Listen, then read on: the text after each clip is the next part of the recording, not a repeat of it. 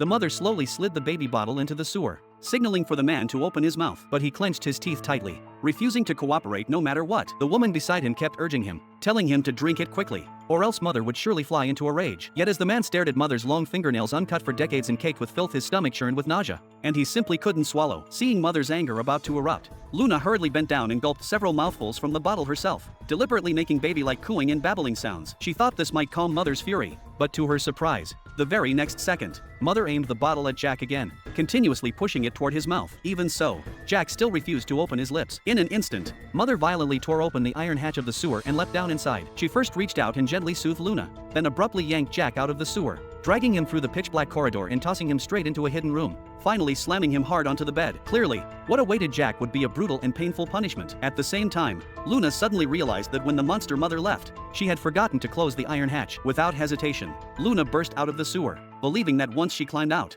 she would finally be free. But the moment she stepped into the corridor, she heard Jack's piercing screams. Driven by curiosity, she followed the sound to the door of the hidden room, where the scene before her became something she would never forget for the rest of her life. The monster mother was forcefully pinning Jack down on the bed, compelling him to drink her own breast milk. The horrifying sight made Luna's stomach churn violently, suppressing her nausea. She turned and ran, but the corridor was engulfed in darkness, and in her panic, she accidentally stepped on scattered debris, the noise instantly alerting the monster mother inside the room. To avoid falling back into her clutches, Luna ran with all her strength toward the end of the corridor and soon reached the basement door. Unfortunately, the door was tightly locked, and no matter how hard she rammed it, it wouldn't budge. Behind her, the footsteps of the monster mother were drawing closer and closer. In desperation, Luna grabbed something nearby, smashed the basement window, and climbed out. At the critical moment, a homeless man reached out in time, allowing her to narrowly escape. Still shaken, Luna looked back, only to see an expression of profound sorrow on the monster mother's face. After regaining her composure, she urgently pleaded with the homeless man for help, begging him to rescue Jack, who was still trapped in the basement. To her surprise,